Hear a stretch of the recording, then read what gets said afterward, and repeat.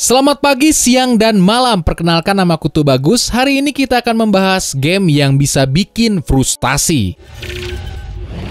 Super Meat Boy. Game yang satu ini punya kecepatan permainan yang lumayan tinggi. Pemain diharuskan menghindari rintangan dan melompati jalur-jalur permainan dengan sangat cepat. Dapat dipastikan game ini akan memompa adrenalin dan di sini pemain akan melatih saraf motoriknya. Super Meat Boy punya artistik yang simple tapi cenderung modern. Bisa dilihat eksekusi game ini cukup detail dan terkesan rapi. Yang bikin pemain bisa frustasi kalau main game ini adalah fitur beberapa rintangan di akhir game yang susah banget. Pemain harus menghindari objek-objek tertentu sambil mempertimbangkan puzzle dan mencari jalan keluar tercepat.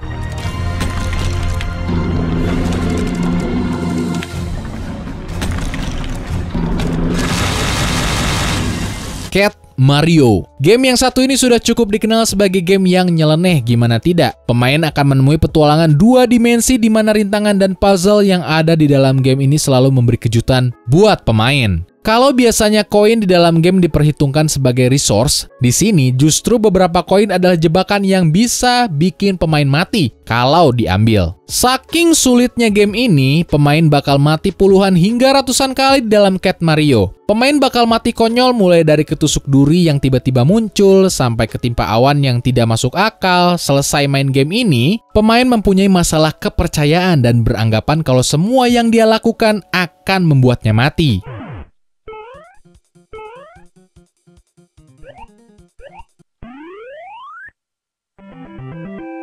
Devil May Cry 3. Dalam serial Devil May Cry, pemain akan menemukan permainan hack and slash yang berpadu dengan nuansa gotik dengan kehadiran musuh berupa monster dan makhluk-makhluk sihir. Di serial yang ketiganya ini banyak bikin penggemarnya frustasi. Yang bikin frustasi adalah sumber daya yang minim dan ditambah kemampuan monster-monster yang bakal mengganggu. Pemain akan kesulitan mencari tambahan darah dan nyawa di setiap stage, dan itu berarti setiap pemain terluka, pemain akan sangat mungkin untuk mati dan bahkan game over. Kemampuan boss yang ada di game ini juga cukup sulit, di mana setiap fight punya durasi dan mekanisme yang panjang buat diselesaikan. Saking sulitnya, Capcom mengurangi kesulitan dalam game ini saat merilis edisi baru untuk PS3 dan PC.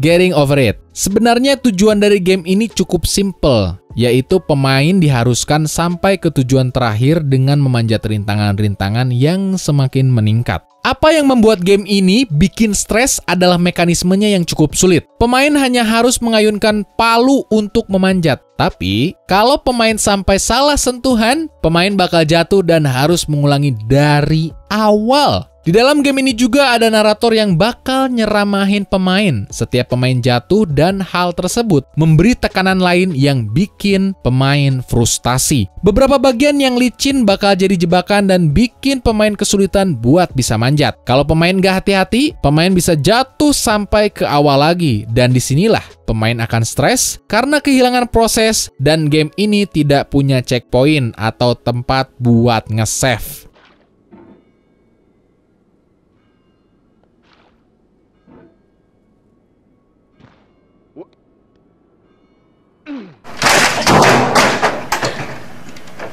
I Wanna Be The Guy. Secara perbandingan, game ini punya ruang kejutan yang sama seperti Cat Mario, yang membuat game ini bisa dibilang sebagai game platform paling sulit karena jarak-jarak rintangan yang sangat sempit dan bikin pemain harus sangat presisi ketika loncat dan mendarat. Di dalam game ini juga interaksi antar level dan puzzle yang ada di dalamnya cukup rumit. Pemain akan bingung untuk mencari jalan keluar demi menyelesaikan game ini. Sebenarnya artistik dan bentuk level yang ada di dalam game ini nggak akan bikin pemain bosan. Tapi tingkat kesulitan dan panjangnya petualangan di I Wanna Be The Guy bisa bikin kepala pemain botak.